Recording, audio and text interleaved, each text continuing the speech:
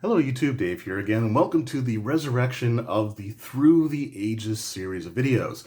This was a series that I started back at the early stages of the pandemic lockdown here in Nova Scotia, so that was like early 2020, so almost 2 years ago now. And the intention behind the series was to look at different aspects of the D&D game and to see how it's evolved throughout the various editions. So the first thing that I wanted to do was look at the different classes and then move on to things like spells, maybe like items, like artifacts or things like that, and then maybe even certain types of rules. And I did my series on the Barbarian, and I really enjoyed that, and I was looking forward to going through this with other classes, but then there were also some classes that truthfully, I wasn't that enthusiastic over. So originally my plan was to go through each of the classes in the 5e Player's Handbook and see how they've evolved from the earliest days to the current edition. But truthfully, I think I'm only really going to focus on the classes that are interesting to me in terms of their evolution. And then eventually I may, sort of go back to some of the classes and stuff that I missed. So for example, the fighter class from 0 edition all the way through 1st and 2nd edition AD&D and basic expert really didn't get all that interesting until 3rd edition. And even with 3rd edition, I wouldn't say that they were necessarily as interesting as they would be when they came to 4th or nowadays 5th. So that was one that I just honestly wasn't looking that forward to. The Cleric was another class that really wasn't that interesting to me either in terms of generating enthusiasm to make videos on. So it's something that I probably will tackle at some point. But for now, I want to focus on the classes that I just really want to talk about their changes over the course of several editions. So today, as the title of this video shows, we are going to be talking about the Bard class, one of the more interesting classes in D&D's history, and probably the class that has evolved or changed the most, including having some very interesting origins. Now, the original version of the Bard, the first appearance of the Bard as designed for the Dungeons & Dragons role-playing game, didn't actually appear in any of the published booklets for 0 edition Dungeons & Dragons. It actually appeared in Volume 2, Issue 1 of the Strategic Review, which was a publication put out to support TSR games like the tabletop strategy games that they had developed, as well as the Dungeons & Dragons role-playing game. I will probably talk about that version of the Bard in a separate video, mainly because the printout that I had of the class description has gotten misplaced, and I don't have the ability to print off another version of it. But essentially, the class was kind of a mix of like a fighter rogue, more leaning towards some of the roguish aspects of the class, with the ability to cast some magic user spells, but their main feature was the ability to charm, like to be able to charm without using spells, just have a % chance to charm sentient or intelligent creatures just based off their levels of Bard.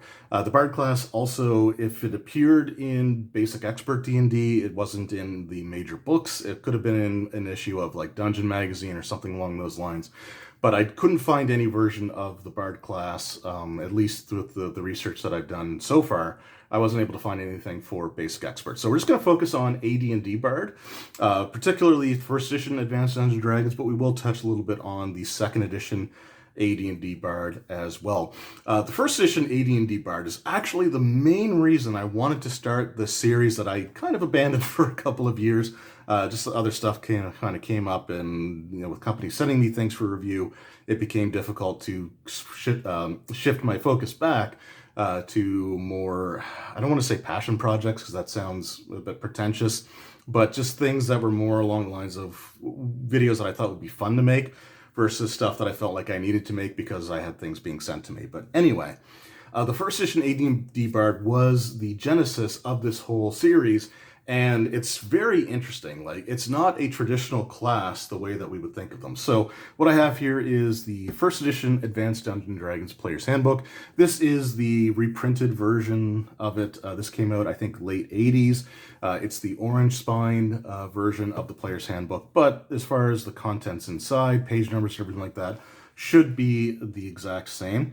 So what we're actually going to take a look at here first is we're going to take a look at character classes, which I think starts on page 18 here. Okay, so 18, but we got the class name, the list of classes here on page 19 of the Player's Handbook. As you can see, we've got the Cleric class with Druid as a subclass, Fighter with Paladin and Ranger as subclasses. You've got Magic User with the Illusionist as a subclass, the Thief with the Assassin as a subclass, and then you have the Monk. There's no mention of the Bard in the class list here whatsoever. In fact, it's not in the main body of the Player's Handbook. It's found in one of the appendices, appendix number 2, which you can find on page 117. So the Bard is an optional class, and it's not a class that you could begin with at first level like you could any of those other ones that I listed. The Bard class actually is a combination of the Fighter, the Rogue, with a little bit of Druidic magic kind of sprinkled in there. And what's interesting about this is it's kind of the earliest version of what we would later come to know as a prestige class when we got to 3rd edition D&D, in that it's something that you have to work towards as you progress through your character's evolution. You have to, take certain levels of certain classes in order to qualify for it. So it says here, as this character class subsumes the functions of 2 other classes, fighters and thieves, and tops them off with magical abilities, it is often not allowed by dungeon masters, even though this presentation is greatly modified from the original Bard character class. So again, I think I might be a bit mistaken here, but I want to say that the original Bard, I think they had the ability to fight as a fighter. They had, I think, certain thief abilities. They could cast arcane spells, and they had that charm ability. So there's definitely some differences with this version. So they kind of modify a little bit, but the only way to actually take this class, first of all, to qualify for it, even to begin with, you had to have a 15 or better in strength, wisdom, dexterity, and charisma. You had to have a 12 in intelligence and a 10 in constitution. So 3 attributes with a 15 minimum requirement is quite a bit to try to deal with in an edition where the default character creation method was 3d6, add them up, and that's your attribute, and you assign them in the order that you roll them. So getting 15s in those stats specifically using the default method of character creation is definitely not an easy thing to accomplish. Although there were other character creation methods in the Dungeon Master's Guide that a lot of DMs would use, such as the 4d6, drop the lowest, and then assign however you wish. But anyway, there's still really high stat requirements to get into that class. In addition, you can only be a human or half-elf. And we'll talk a little bit more about the half-elf here in a second. But to actually become a bard, it said bards begin play as fighters, and they must remain exclusively fighters. So exclusively means single class, right? So they have to primarily focus on solely being a fighter until they've reached at least 5th level of experience. And then anytime after they've reached 5th, but before they reach 8th level, they have to switch classes from fighter to thief. And then they start as a 1st level thief, and they have to go to at least 5th level. And anytime between 5th and 9th level, they switch again, and they start undergoing training with a druid. But even though they're undergoing the training with the druid, that once you switch that second time, you are using the bard progression here. That actually caused a little bit of confusion for me, or I kind of remembered things a little bit differently, because originally I thought that you actually had to take a certain number of levels of druid as well. So I thought you had to be like a 5th level druid, so you had to change classes 3 times, and then before you could change it a 4th time to become a bard. That is incorrect. You have to go starting as a fighter, and then you go to anywhere between 5th, 6th, or 7th level fighter. Then you switch over to a thief, and then again you have to be 5th, 6th, 7th, or 8th level of thief, and then you begin your training with a druid. You begin your magical training that way, but that's when you start using the bard progression here. And the bards are kind of like the traveling. Well, in this case, I think they're more like the skalds. Kind of concept with being trained by a druid. They're more shamanistic, I guess you could say, in their presentation in 1st edition AD&D. But yeah, it's very interesting. So like I said, it's kind of an early prestige class because you had to have a certain number of levels in multiple other classes before you could start progressing as a bard. So what I actually want to do is I want to roll back here a little bit and take a look at the character with two classes information, which is on page 33 of the first edition AD&D Player's Handbook. So one of the interesting things, like I said, you have to start as a fighter, then you have to switch to a thief. You can't, it's not multi-classed. It specifically states that you are exclusively a fighter, and then you switch to thief. So the demi-human characters like the half-orc, the half-elf, the elf, the dwarf, and the gnome and the halfling, they had an ability called multi-classing where they could start at first level with two or more classes, and then you would just, whenever you gain experience, you would divide it evenly amongst the number of classes that you have. So if you were a first level fighter rogue, for example, as a half-elf, which a half-elf could do, if you gained 100 experience points, then 50 had to go into fighter, 50 had to go into rogue, and then when you gained a level, you would roll your hit dice, and then you would divide it by the number of classes that you have. So if you were two classes and you rolled 6 hit points for a fighter, you would only gain 3. Again, it was definitely something that I do want to talk about in a future installment in this series. But what you have to do for the bard is completely different. So this says, unlike multi-class characters who are of the non or semi-human race, so non being elf, dwarf, gnome, and halfling, and then the semi-human being half-elf and half-orc, the character with two classes must be human. To attain the second class, the character must switch his or her profession at some point. Thereafter, no progression in the original class is possible. So for the purposes of becoming a bard, what you have to do is you reach 5th level of fighter. So let's just say we're going to use switching at 5th level as the example here. That's what I'm going to be referencing. Again, you could do it at 6th, you could do it at 7th level as well, but we're just going to say 5th for the minimums because it's the easiest way to do this. So once you become a 5th level fighter as a human, you can decide that you're no longer going to progress in the fighter class. You still retain your hit points as well as your hit dice, so you would still be a 5 hit dice creature, but then you start over again with 0 experience as a first level, in this case, a first level thief. And then you progress through the thief class like you normally would. You would have the attack bonuses, saving throws, equipment proficiencies, as well as the thief abilities of a first level thief, again, using the examples required to become a bard. The only thing that you don't gain is hit dice until your level in your new class exceeds the level that you had in your previous class.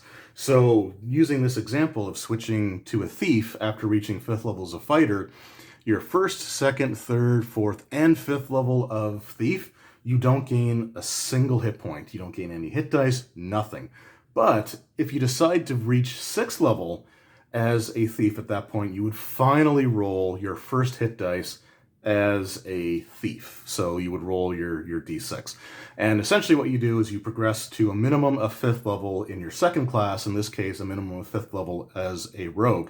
Now you still technically have the ability to utilize features from your previous class. So you could, for example, pick up a two-handed sword even though you stopped training as a fighter. But if you were to do that, any experience that you gain for the entire adventure, not just game session, but the entire adventure. So if you're going through like a dungeon crawl, for example, then you wouldn't gain any experience for the entirety of that dungeon crawl if you fall back on your previous experiences. I think that does change once your levels sort of match each other. I think at that point you take like the better of the two. But until that happens, and again, I could be confusing first with second edition dual classing. We'll talk about that. That's something that, again, will be a subject of its own future video. But it's something that it's an option that you have. So if someone asks, like, well, why can't I, wear plate armor, even though I switched to thief? It's like, well, you can, but then you don't gain anything for that. And again, an entire adventure is a pretty big penalty. So it's something that they definitely thought about. at the time. And then once you reach a minimum of 5th level as a rogue, so again, you could be 5th, 6th, 7th, or 8th levels, but I think it's before you reach 9th level, you can finally undergo your druidic training and start progressing as a bard. So we're going to go back to page 117 here. So again, one thing that you do definitely have to keep in mind is that you're not gaining hit dice until your levels, until you exceed your highest level from your previous classes that you've had. So it does give like hit dice for like the bards, but as far as I know, you can't actually gain any of these hit dice until you actually reach, like, if you were 5th level fighter, 5th level thief, then you wouldn't, I don't think you would gain a hit dice for the bard until you actually reach 6th level. But again, that could be, I could be wrong on that, but I'm pretty sure that's the way that works. You also don't gain any hit dice. There's no hit dice for a first level bard whatsoever, which is interesting. But again, you can't actually start with that. Yeah, like I said, I think you have to be a minimum of 5 hit dice. Like, you have to be a minimum of 6th level bard before you can start gaining hit dice. But they do give you the charts there for everything. The bards in this version, first edition AD&D, draw their spells from the Druid spell list. So again, it sort of goes with that more shamanistic, like the Scald type of presentation, I think, for the bard class. Like, you can play instruments and things like that, but the fact that it's like druidic magic and fighter training and stuff like that, it just reminds me more of sort of like a Scald type of character. You also only gain up to 5th level Druid spells. I think Druid spells went up to 7th level in first edition AD&D, but again, that's sort of the trade-off there. So you start gaining your spells. Like I said, you draw from the Druid. List. So let's just take a look here. Experience points are strictly those gained as a bard. All previous earned are not considered here. So that's just for determining what level you are as a bard. 6-sided dice for hit points shows an asterisk after the initial 0 to indicate that the bard has as many hit dice as he or she has previously earned as the fighter, plus possible addition of those earned by the thief for that class. All bard hit dice and additional hit points are additions to the existing hit dice. None are lost for becoming a bard. Okay. And then we got our number of spells here. Now we also do have, once again, we do have the percentage chance to charm automatically. So let's just take a look here. Charm percentage. So this is kind of like, so the interesting thing here. We got the different colleges, but again, those, I think those are like name level type stuff. So as you go through the different levels, you sort of have these different college titles as well as the different name levels for the bard itself. You also gain additional languages. So once you reach 4th level bard, you gain a language. When you reach 6th level bard, you gain another language, and sort of so on and so forth. So you don't gain them right away. It takes a little while, but you do start gaining more and more languages as you go. So it's kind of an early version of like the bardic. I would almost say like bardic knowledge, because we have we got legend lore and item knowledge here as well, which is kind of cool. So this is the bardic knowledge sort of portion. It is a bit more limited in terms of like legend lore and item knowledge, so it might not be quite like what we think of bardic knowledge, where they can just know essentially anything about what's going on. There's a little bit more specific in this case, but it's still cool to have it. But for charm percentage, so charm percentage is the chance the bard has of successfully casting a charm person spell with their music. This charming ability does not negate any immunities or the saving throw versus magic. So they still would get their saving throw, but there's a % chance that they could actually charm with just their magic and not with a spell slot. Again, I will have to see how the original version differs from that. The percentage chances are pretty decent here, but it does allow a saving throw. I want to say the earlier version didn't allow a saving throw. It was just a % chance, and that might be one of the reasons why they were a little bit cautious about actually allowing the bard class in this version of the game, because it was kind of overpowered, I guess, in certain regards, in the original OD&D presentation in that issue of the Strategic Review. We also have the weapons and armor permitted, so the bard is able to use leather and up to chainmail. So the thief class is basically stuck to leather armor. They're not prohibited to go in any other like metallic or heavier armor, but the bard can actually wear chainmail and still be able to have access to all of their bard abilities. And so it says a bard here always engages in combat at the level he or she attained as a fighter. A bard is able to function as a thief of the level previously attained. All saving throws made on the most favorable table. So again, you use like the better versions of different things here. Bard singing and playing negates song effects of harpies and prevents similar attacks which rely upon song. Kind of limited, but they had their counter spell or counter song ability even back in first edition AD&D, and it just sort of goes over some of the other like magic items that they can use. So they can use certain items if they're usable by druids, fighters, or thieves, rods if they're used by druids, fighters, or thieves.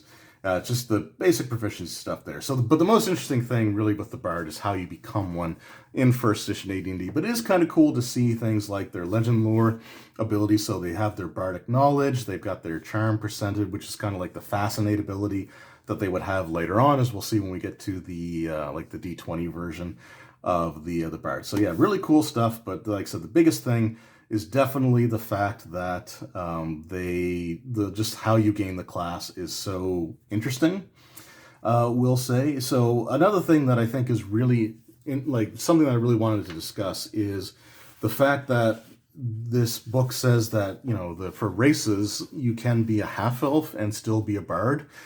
And I've been told that there was a correction or sort of an elaboration on that point in another source. So I haven't been able to find it. So if you know which book and what page number it's on, please let me know. Or if it appeared in like a magazine, let me know that as well. But the thing is that even though it says you can be a half-elf, half-elves aren't able to change classes the way that you need to in order to become a bard. So it's just one of those weird, like I said, it feels kind of like an oversight type of thing. You could just simply make the exception and let them be multi-classed as a fighter thief, and then once they get the requisite number of levels, then they switch to become, you know, the bard. But that's a lot easier to do than what the fighter would, like what the human version would have to do, where they have to progress and then completely abandon that class. And once you change classes that way, you can never go back. So you can't go back at any point in time and start like picking up fighter again. For example, if you reach 5th level of fighter and then change classes to thief, you can never go back to fighter. And when you change from thief to druid, or not to druid, but from thief to bard, you also can't go back to thief ever again. So it's strange that it says that a half-elf can be a bard, even though half-elves, based on the mechanics presented in terms of like class choices and abilities, they don't have the option of or dual classing or adding a second class the way that a human does. And if, like I said, if we go back, I think it was what, page 33? If we go back, it says the character with 2 classes must be human.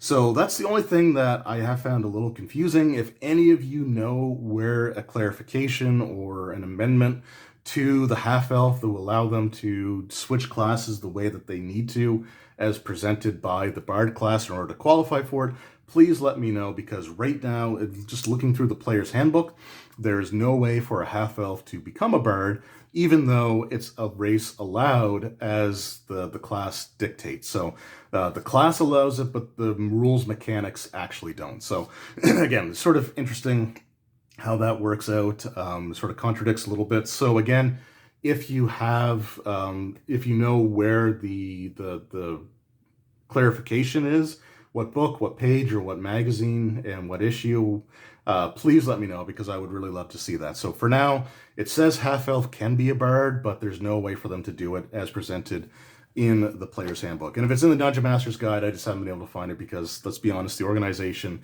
in the Dungeon Master's Guide is not the greatest. But there you go. So that is the first edition AD&D Bard, the earliest version of what you might consider to be a prestige class, being a class that you have to gain levels in other classes before you can switch to the current one. So yeah, it's very interesting. It's very unique and very different from what we think of bards in the modern sense, because when you think of bards, you don't necessarily think of druids.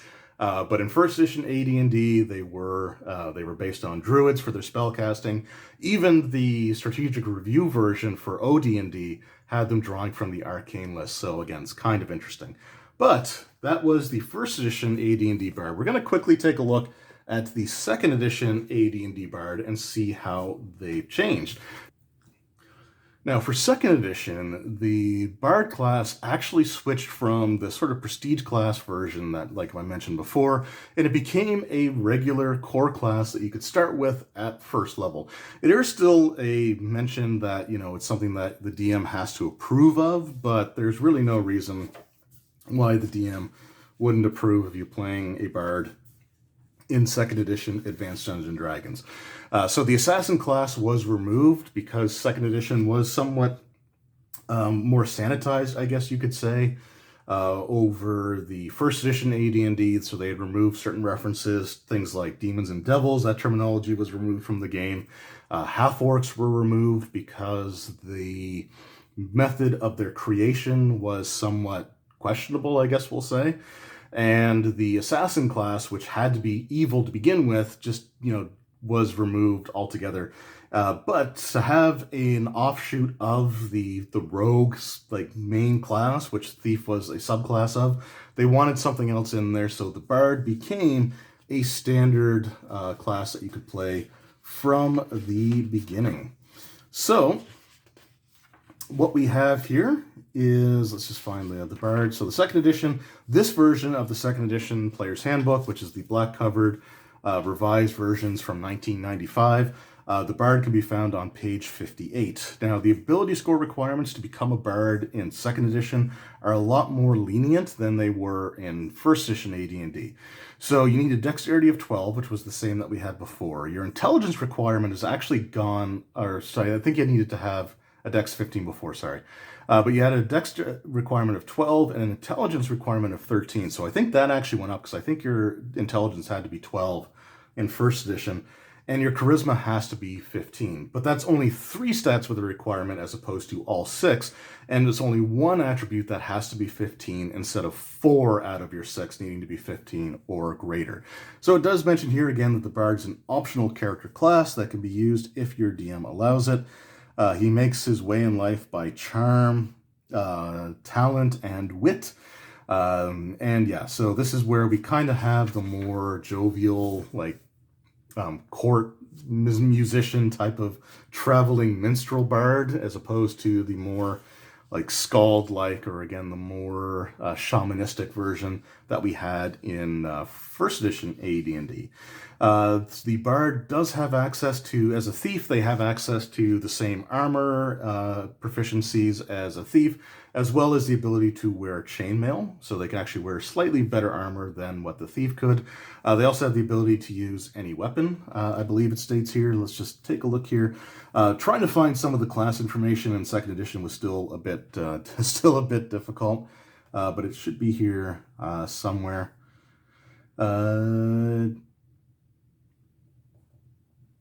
Yeah, so he can wear any armor up to and including chainmail, but cannot use a shield. As a rogue, so they fight as a rogue, but they can use any weapon. So again, they got the jack of all trades thing going on. Their spells come from the wizard list, and they actually use a spell book similar to a wizard in this version of the game. So again, unlike just drawing from the Druid spell list in first edition, they actually, in second edition AD&D, utilize a spell book, and they have to, in which the spells are drawn from the magic user spell list. They don't gain spells at first level, they gain their first spell at second level, so it's kind of like the basic expert cleric in that regards, in that they have access to spellcasting, but they don't start with it right away. They also have access to some of the thief skills, but they don't gain the full list like a thief would. So for example, the base version of the thief has the abilities of pickpocket, open locks, find or remove traps, move silently, hide in shadows, detect noise, climb walls, and read languages. They start with sort of different base numbers, and then they sort of improve from there based on your race, based on your dexterity adjustment, and as you progress in level, you gain percentage points that you can use to increase the different attributes. Now, the Bard only has climb walls, detect noise, pickpockets, and read languages. Now, they start with read languages at 5%, so that starts off better than the Thief version, which actually begins at first level with a 0%, modified again by different things such as your race. But let's take a look at the other scores, the other thieving abilities, to see if a first level Bard compares to a first level Thief. So we've got climb walls at 50%. A first level Thief starts with climb walls at 60. So again, they're better at reading languages than a Thief, but they're worse at climbing walls. Their detect noise is at 20%. Detect noise is 15, so they're a little bit better at detecting noise. So those are those two. And pickpocket starts at 10 as opposed to 15%. So they're better at things such as reading languages and detecting noise. They're not as good at climb walls and pickpockets, and they don't have access to any of the other thief abilities. They also don't have access to the like a rogue sneak attack or anything like that, so they're a bit more limited in those regards.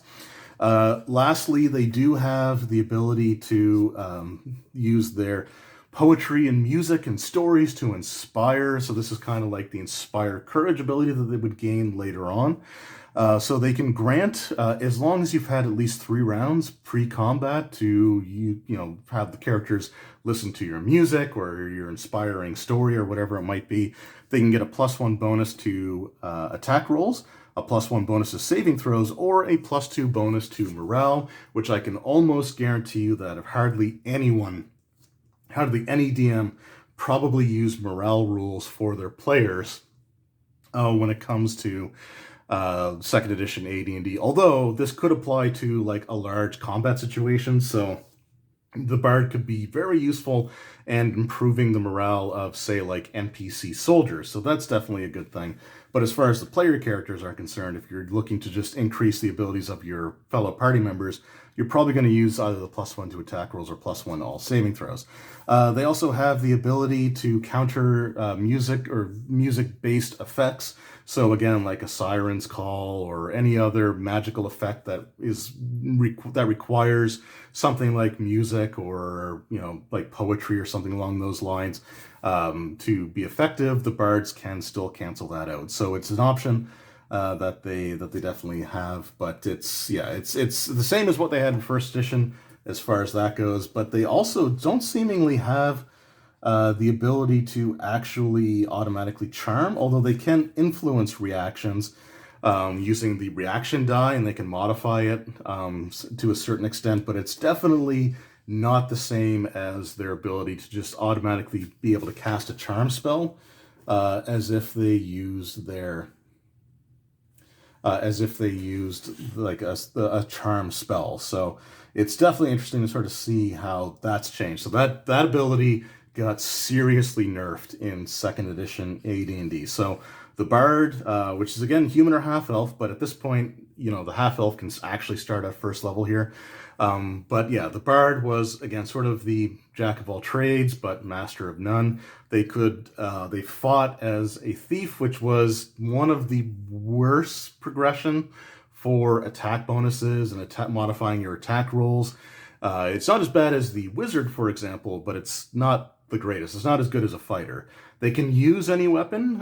They can wear up the chainmail armor, but they're just a lot more limited in terms of what they can do. And again, as far as their magic goes, they can use spells from the wizard list, but you have to remember that in second edition AD&D, you couldn't cast spells while wearing armor. It's not like in later editions where there was a spell failure chance, so there was a slight chance that you could lose a spell if you were casting in armor. In second edition, you just couldn't cast arcane spells wearing armor, and you drew from the wizard list.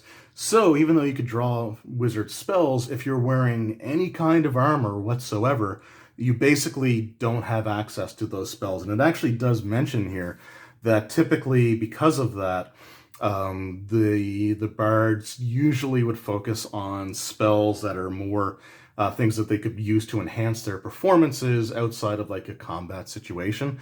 So yeah, it was definitely a downgrade in terms of what the class could do, but it was easier and you could actually start at first level if you really wanted to, I guess.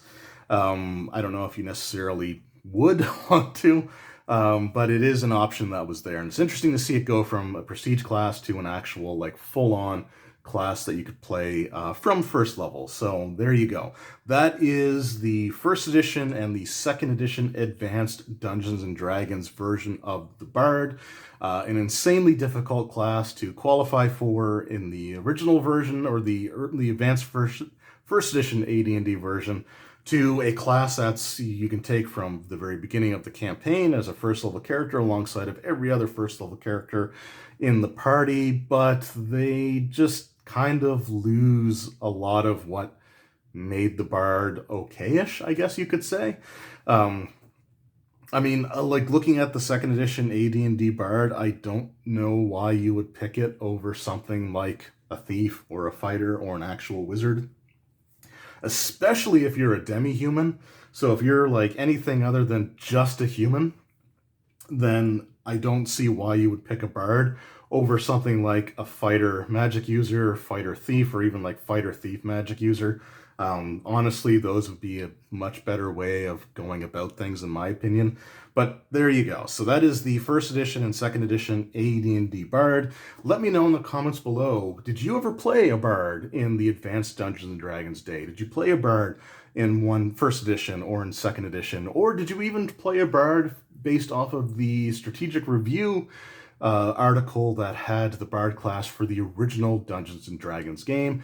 Or did anyone in your group play one of those classes in any of those editions of the D&D game? So let me know that in the comments below. I will be returning to the Bard some point in the very near future, because we're going to take a look at how they changed from the AD&D version, which honestly the second edition one, like I said, is kind of meh, to see how they changed for the third edition, as well as probably the other D20 versions of the Bard. At least third and fourth edition will be the subject of the next video. So I hope you guys enjoyed.